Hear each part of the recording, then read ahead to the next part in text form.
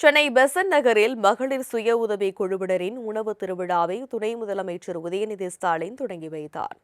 மகளிர் சுய உதவி குழுவினரின் சமையல் திறன், தரமான தயாரிப்புகள் மற்றும் தொழில் முனைவு திறனை வெளிப்படுத்தும் வகையில் சென்னையில் உணவு திருவிழா நடத்தப்பட்டது. இதனை துணை முதலமைச்சர் உதயநிதி ஸ்டாலின் தொடங்கி வைத்தார். இந்த உணவு திருவிழாவில் தமிழகத்தின் 38 மாவட்டங்களைச் சேர்ந்த பாரம்பரிய சுவைமிக்க உணவுகள் இடம்பெற்றுள்ளன. ஆம்பூர் மற்றும் திண்டுக்கல் பிரியாணி, கொங்கு மட்டன் பிரியாணி, விருதுநகர் பரோட்டா, கடலூர் மீன் புட்டு, கருவாடு சூப், அரியலூர் தோசை, மயிலாடுதுறை இறால் வடை, சிவகங்கை நெய் சாதம், தென்காசி உளுத்தங்களி என 38 மாவட்டங்களைச் சேர்ந்த பாரம்பரிய சுவைமிக்க உணவுகள் இடம்பெற்றுள்ளன. தருமபுரி ராகி அதிரசம், சேலம் தட்டுவடை, காஞ்சிபுரம் கோயில் இட்லி, நீலகிரி ராகி களி, தூத்துக்குடி யாழ் உணவுகள் உள்ளிட்ட 235க்கும் மேற்பட்ட உணவு வகைகள் 50 பிரத்யேக அரங்குகளில் விற்பனைக்கு வைக்கப்பட்டுள்ளன.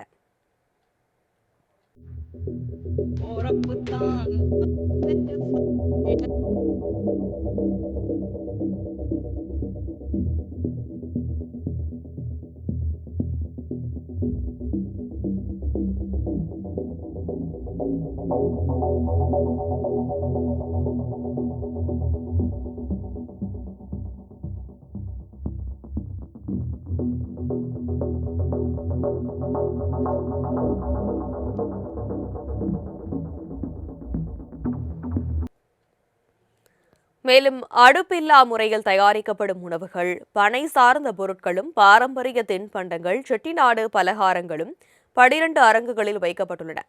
வரும் 24ஆம் தேதி வரை நடைபெறவுள்ள இந்த உணவு திருவிழாவை தொடங்கி வைத்து பின்னர் செய்தியாளரிடம் பேசிய துணை முதலமைச்சர் உதயநிதி ஸ்டாலின், மதுரையில் நடைபெற்ற விழாவில் 62 லட்சம் ரூபாய்க்கு விற்பனை நடைபெற்றதாகவும், அனைத்து உணவுப் பொருட்களும் உணவு பாதுகாப்புத்துறை மூலம் பரிசோதனை செய்யப்பட்டு தயாரிக்கப்படுவதாகவும் கூறினார்.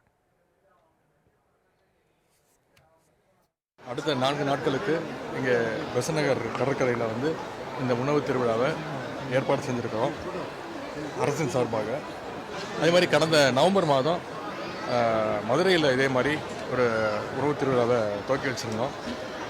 அவருக்கும் நல்ல வரவேற்பு கிடச்சிது. மதுரையில் கிட்டத்தட்ட 62 லட்சம் ரூபாய் அளவுக்கு சேல்ஸ் பண்ணியிருந்தாங்க. இன்றைக்கி இந்த பெசன்ட் நகர் பீச்சில் இதை துவக்கி வச்சுருக்கிறோம்.